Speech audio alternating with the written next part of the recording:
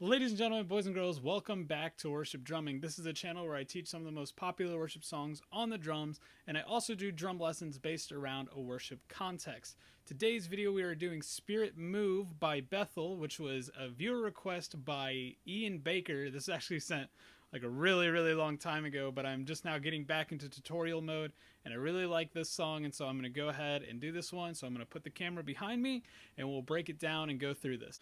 All right, before we get into the song, I do just want to say real quick that the click is really low in my ears, and I can't really turn it up without blowing up your guys' speaker with the click. So I'm going to be doing my best to lock in and really play with it, but it's kind of hard to hear over just the way the volume and everything has to run right now. Let's go ahead and talk about a few general things about the song, and then we'll get into it. It is in 4/4 timing, so that's nice. 80 beats a minute. Metronome is clicking on all of the eighth notes. There is a drummer and a percussionist, and I'm going at this from the angle that you're at a church, you're the drummer, there's no percussionist, but you're doing your best to replicate the sounds that are on the recording. So some of the beats we're going to do are kind of interesting, and that's because they are from the perspective of a drummer trying to do the drummer's job and the percussionist job at the same time.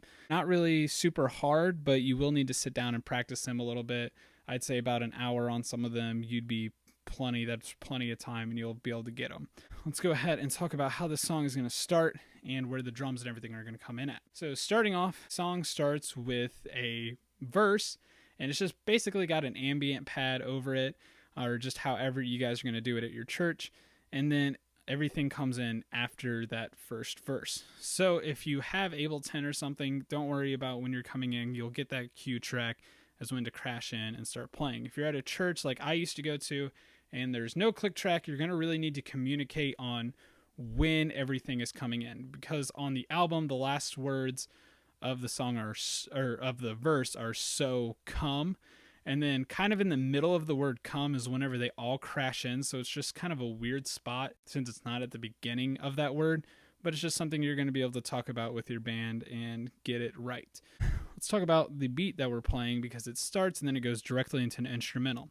And this beat that we're going to be playing in the instrumental is exactly what is going to be played in some of the other instrumentals, and also it's going to be played in all of the choruses. So what I'm teaching you right now is the instrumental beat and the chorus beat as well. Once we crash in, we're going to start this groove. It's going to be 16th notes on a big open hi-hat. So 16th notes are 1E and a 2E and a 3E and a 4E and a, and we're just alternating our hands right, left. So 1E and a 2E and a 3E and a 4E and a. Kick drum is 4 on the floor, so all the quarter notes 1, 2, 3, and 4. 1E and a 2E and a 3E and a 4E and a. And then lastly, snare drum is on beats 2 and 4. 1E and a 2E and a 3E and a 4E and a.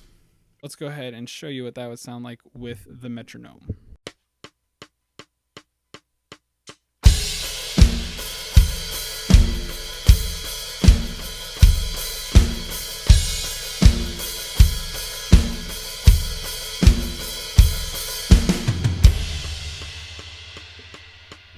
All right, and that instrumental is going to last a little longer than most instrumentals in songs. It's going to feel like you're playing it forever, but that's just kind of how the song goes. So once you're done with that, like I said, that's the instrumental and the chorus groove. Let's now talk about the verse. The verses are really broken up into kind of two parts. They're both just like 4 lines long. And so for the first 2 lines, we're going to be playing a really simple groove. And it is just kick drum on 1 and 3, snare drum on 2 and 4. And that's it. Right hand's not doing anything, or dominant hand's not keeping time anywhere. So it's just 1, 2, 3, 4. 1, 2, 3, 4. And we are just going to be just keeping in time with the metronome, doing that for the first 2 lines of the verse. And then we're going to kind of spice things up. But let me go ahead and show you what that's going to sound like with the metronome.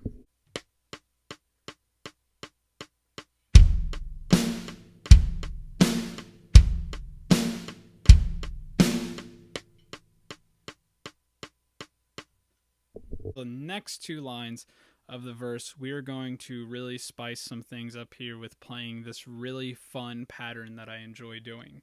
And this is where we're going to start trying to do what the drummer's doing and what the percussionist is doing at the same time, just by ourselves. We are going to be playing the rim of our snare drum, but I have this rim click bar right here, and is going to have to do for my rim click for my snare drum.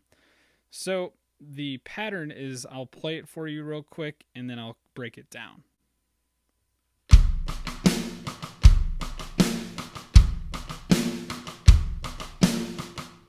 Really not too hard. It may seem a little complicated, but our right hand is just playing all of our eighth notes, and our left hand will be doing all the 16th notes, so there's no weird like doubles or crazy things going on here. So it's going to start with our right hand hitting the rim on 1 and our right foot hitting the kick drum. So 1, and then we're going to play the and of 1 with our right hand. So 1 and then our left hand is going to play the of 1. So 1 and That just first beat itself is this, 1 and And then our right hand is coming down to hit the snare drum on beat 2. So 1 and 2, and then our right hand is going back up, and our left hand will play the and once again. So 1 and 2 and 1 and 2 and 1 and 2 and that's all it is. So beats 1 and 2 can be mirrored on beats 3 and 4. So beats 3 and 4, you're doing the same thing. You're just hitting that kick drum and snare drum in the same spots while doing your hands together. So let me just play through that one more time. 1 and 2 and 3 and 4 and 1 and 2 and 3 and 4 and that is a lot of fun to play once you get that down. Let me go ahead and show you what that's going to sound like with the metronome.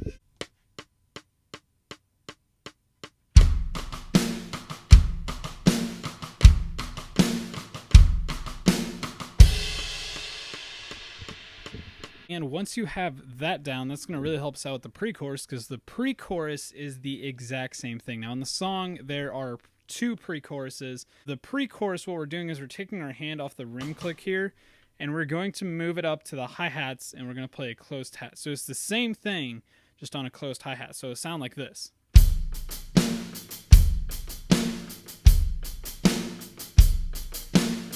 And this is once again us trying to do what the drummer is doing and the percussionist is doing to make it really just sound nice and full. Now, like I said, there's 2 pre-choruses in the song. After the second verse in the song, we don't really need like some huge fill to go into the chorus. I would just kind of play some basic fill on beat 4. And then the second time we do the pre-chorus, I would have maybe more of a bigger build going into that chorus to really make the song come to life a lot more. So I'm going to kind of show you what that beat's going to sound like with the metronome, playing it on the hi-hat, and then I'll kind of do like a build going into what would be the chorus. And remember, the chorus groove is what I showed you at the beginning with the instrumental. So let me show you what that's going to sound like.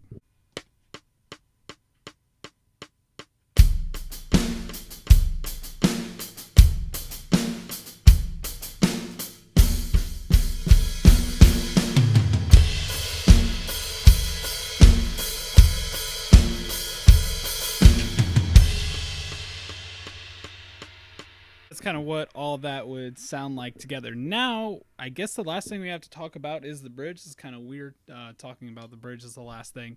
So the bridge, we're going to have basically an instrumental section before that, and we're just pretty much going to cut out. If you want, keep light quarter notes on your kick drum. Nothing super big and boomy, just some nice light quarter notes on the kick drum. Now, the bridge is going to happen twice. So the first time, we're not playing anything besides keeping that nice light kick drum going there. Once, if you don't want to play that during that sort of interlude, instrumental part, whatever you want to call it, then don't, but make sure you start hitting those light quarter notes as we are getting into the bridge. It's going to go by 2 times. The first time it goes by, we're not really going to play anything. We're just sitting there keeping the kick drum. If you want to add some hi-hat in there, you can, but whenever the bridge comes around the second time is when we're going to start playing this next interesting pattern. We are now going to start the second bridge as it's coming by again, and we are going to play this sort of interesting pattern for the first half of it. So our right hand's going to play eighth notes, 1 and 2 and 3 and 4 and nothing weird. Kick drums on all the quarter notes still, 1 and 2 and 3 and 4 and And then lastly, we are going to have some weird left-handed accents here. So our first left-handed accent, and they're going to be on the rack tom here. So our first left-handed accent is going to be on the and of one. So one and then it's going to also be on the E of two, one and two E. And then we are also going to have one on beat four, but it's our left hand is going to drop down to the snare drum. So one and two E and three and four and do that one more time. One and two E and three and four and one and two E and three and four and so let me go ahead and show you what that's going to sound like with the metronome.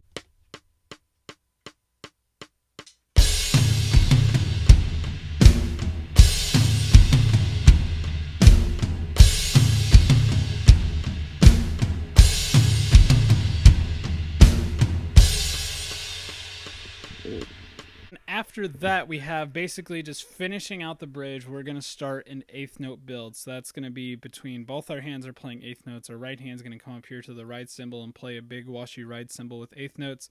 Left hand's playing the snare drum on all eights. And then same with our kick drum, just playing all eights. So all that is 1 and 2 and 3 and 4 and 1.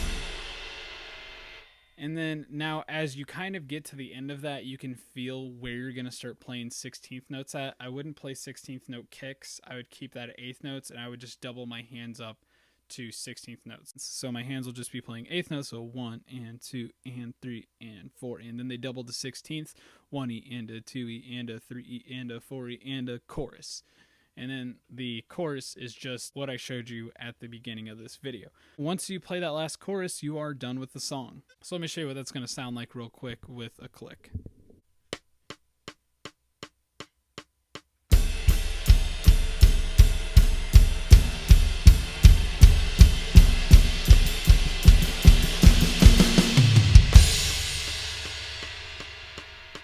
Thank you so much everyone for watching this video. Leave a thumbs up if you learned something new today. Go ahead and subscribe to the channel below if you're interested in more similar content in the future.